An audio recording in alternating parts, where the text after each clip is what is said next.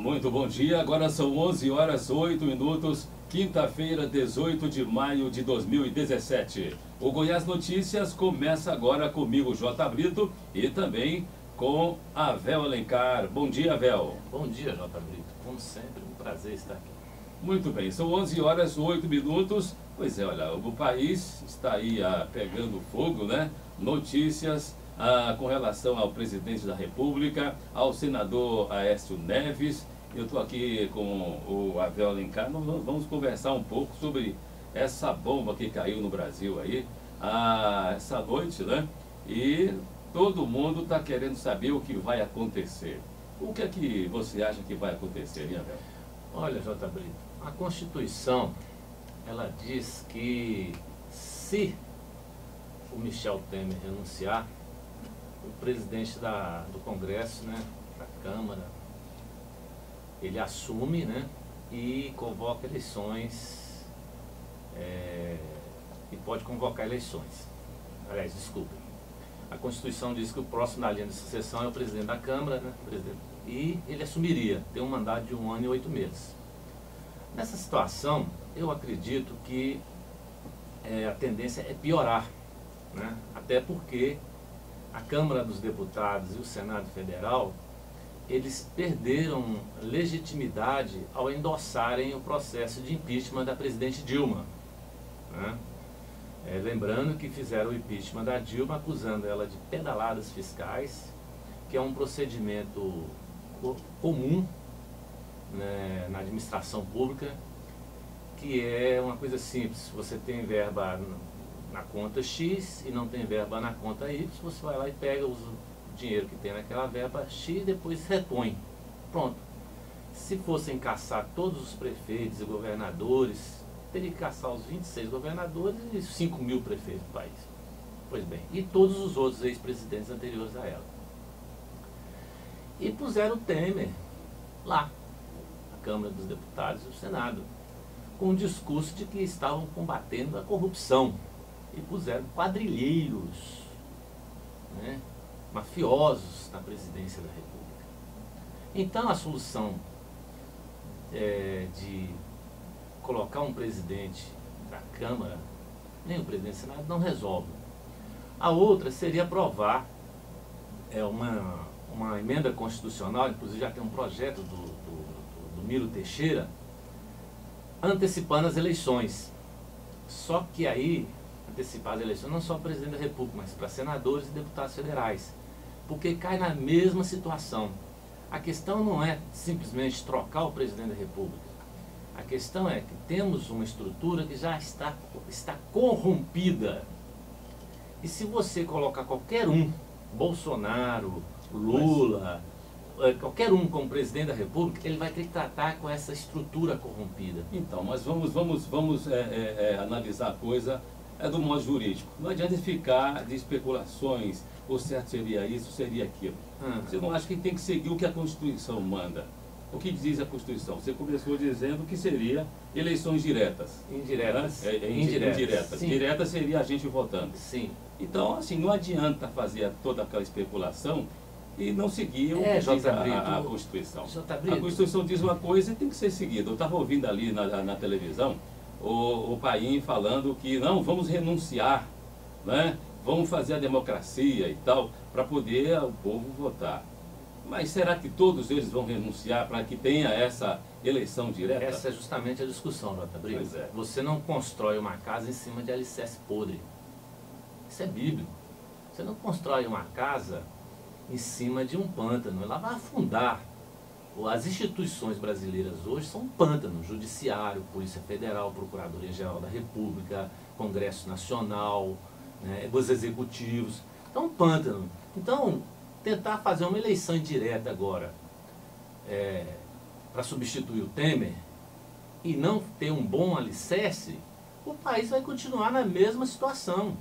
Então a gente tem que parar de... a lei diz isso. Ora, nós não estamos numa situação de legalidade. Nós estamos discutindo um governo que é ilegítimo e que foi provado que é ilegítimo, né? Então, coordenado por gangsters. Então o que acontece? Se você pega, faz uma eleição indireta, sem discutir. É como se você vai no médico e fala assim, doutor, estou doente, a gente toma um remédio, mas não quer saber a causa da sua doença. Aí você só vai tomando um paliativo. Então, mas né? a questão de ser um governo ilegítimo, a justiça estava ali acompanhando e se foi para alguns ilegítimo, então a justiça legalizou o que era ilegal? O impeachment em si, o processo do ponto estritamente legalista, né, ele ainda não foi julgado. O Collor, fizeram o impeachment do Collor há 20 e poucos anos atrás. O impeachment é um instrumento político, é um julgamento político, político-administrativo. O Collor o Collor foi execrado, o Collor foi impeachado, o Collor foi destituído, e o processo do Collor continuou rolando no Senado, no STF. Né?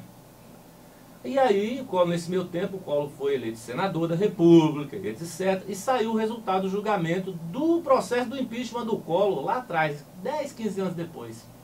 E sabe qual foi o resultado do julgamento? Collor era inocente. Pois é. Aí então, o que acontece? Do ponto de vista jurídico, se a gente for substituir a discussão que é política pela discussão que é jurídica, as coisas não se resolvem porque a justiça não decide de forma ágil para resolver um problema que agora é imediato. Nós temos um presidente da República que diz o seguinte, olha lá, eu estou pagando 500 mil para manter o Cunha em silêncio. O presidente falou, temos que manter isso. Entende? Aí tá bom, agora vamos... Eu vi na televisão ali, agora está se discutindo se essa frase quer dizer o quê? Aí começa no juridiquês. Essa frase quer dizer o quê? Ele quis dizer que concorda que tem que pagar 500 mil para manter o Cunha, ou não era isso, ou era aquilo. Aí você vai vir um processo e daqui a 3 anos, 10 anos, 15 anos, chega à conclusão que ele queria dizer aquilo ou queria dizer aquilo outro. E a situação hoje é a seguinte, o país está parado, o país está quebrado, a Bolsa de Valores caiu, o dólar subiu para as alturas, o exército está cercando o Palácio do Planalto, o povo está indo para as ruas em São Paulo e outras capitais, e nós temos que resolver uma solução, tomar uma solução urgente. Qual é a solução urgente? O que resolve o problema do país? O que resolve, que dá uma paz para a gente? Dá uma paz. É você convocar as eleições diretas. O que precisa para se convocar as eleições diretas? As diretas já. Aprovar a emenda do número 3º em caráter de urgência urgentíssima e legalizar as antecipações das eleições. Mas aí tem que ser de cabo a rabo, que também não adianta você querer só trocar o presidente da República. Se você não trocar, quem na verdade sustenta toda essa engrenagem podre e corrompida que é Senado e Câmara Federal. Pois é, a gente falando assim é muito fácil, né? É só convocar, é só votar e aprovar. Mas não é fácil assim. Não, tem muitos interesses. Tem os interesses dos golpistas, que estão lá na Câmara dos Deputados e estão no Senado. Né? Mas aí como é que você contrabalança os interesses dos golpistas que estão no Senado e na Câmara e que têm a obrigação, aliás, tem a faculdade legal de votar essa emenda que antecipa as eleições diretas? Pois é. O povo na rua, as pessoas, os trabalhadores. Até ontem eles estavam votando o que? A toque de caixa. Tirar todos os direitos dos trabalhadores. Só não vão tirar mais porque perderam qualquer capacidade de organização depois das denúncias da Friboi, né? Do pessoal da Friboi. Aí tiveram que suspender a sessão. O país está sem governo. Hoje nós estamos aqui, o país está à deriva, né? Está à deriva, do ponto de vista político e econômico. Essa era a questão do senador Aécio Neves, né? Em que a gravação diz que ele pediu ali 2 milhões de reais. Que fim será que vai levar o senador, hein? Olha, o senador Aécio Neves, esse é um caso triste falar. Eu vivi, quando jovem, todo aquele processo do padecimento do avô dele, Tancredo Neves, no hospital de base em Brasília, né? até o falecimento dele. E Tancredo era assim, um cara de direita, no primeiro momento apoiou o golpe militar, mas depois viram que fizeram uma bobagem, né? que eles tinham esperança? Ah, que vai dar um golpe, 2 anos convoca a eleição e a gente volta, tira o Jangular, né? Acaba com esse negócio de reforma trabalhista, de 13º, de férias. É a mesma conversa de hoje, de tirar os direitos dos trabalhadores, de acabar com a reforma. É a mesma de 64, que foi a mesma para inviabilizar o Getúlio, que levou o Getúlio Vargas ao suicídio. Pois bem, aí os caras, naquela época ainda tinha na direita gente pensando, né? E eles falaram, olha, uma bobagem esse negócio do golpe, acabou prejudicando todo mundo. Se articularam, direita, esquerda, centro, e usaram o colégio eleitoral, elegeram o Tancredo Neves presidente da República em caráter indireto. Tancredo veio a morrer, assumiu o Sarney. Eu senti muito na época, né, nós estamos engajados nesse processo. O Aécio, ele no mínimo, ele teria que ser herdeiro das qualidades do avô dele. Mas o Aécio se revelou um gangster, envolvido em tudo. E interessante é que as testemunhas diretas morreram. E nessa gravação ele fala assim, a gente vai usar alguém para pegar a grana, alguém que a gente possa matar depois. Quer dizer, era um modus operandi de um gangster, de um mafioso, né? Então eu fico muito triste que foi esse rapaz, né, é que levou o país a essa situação que está hoje, quando não aceitou o resultado eleitoral, a última eleição.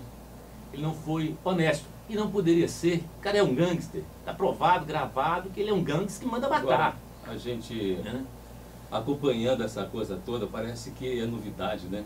Eu acho que tudo isso que está acontecendo sempre aconteceu.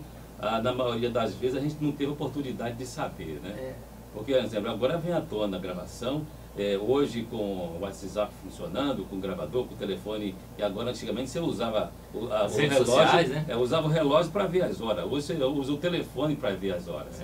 Então assim, essa coisa toda que está acontecendo não é novidade não. Eu não acredito que nenhum político que foi eleito, né? A gente não tem prova, mas nenhum desse aí que foi eleito honestamente. Eu acho que indiretamente, a gente não tem prova disso. Ele aliciou alguém para ajeitar um voto, essa coisa de, não, isso é um gangster, dizer, quantos outros deputados também fizeram a mesma coisa? Né? Eu estou analisando da forma, eu estou entendendo como se não fosse novidade tudo isso aí.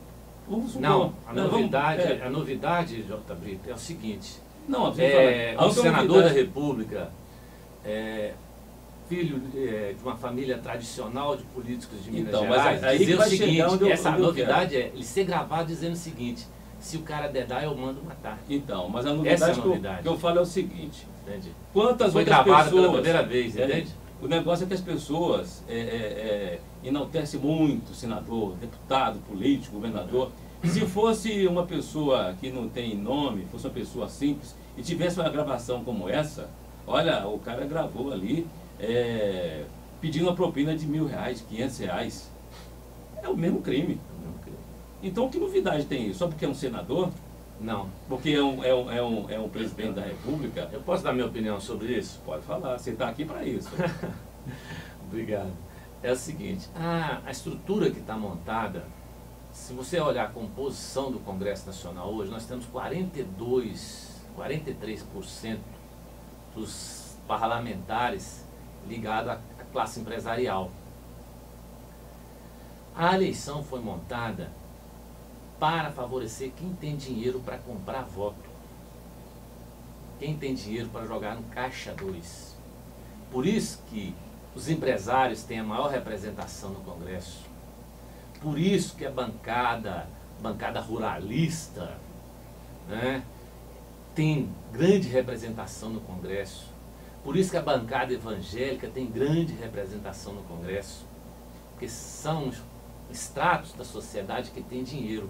Se você pegar de 558 parlamentares, deve ter uns 70, 80 ligados às causas dos trabalhadores, dos menos favorecidos, né? O restante é o dinheiro, né? Por isso que se defende hoje uma reforma política eleitoral onde é proibido terminantemente a doação privada de campanha, de dinheiro de campanha, e ela seja financiada até um teto X pelo fundo partidário, né? Essa é uma forma de não resolver o problema em 100%, mas minora bastante, diminui bastante a questão do poder econômico nas eleições, né? Em resumo, Caixa 2 é uma questão corriqueira, mas não é essa discussão que nós estamos falando aqui. Caixa 2 é titica perto do que está se acontecendo.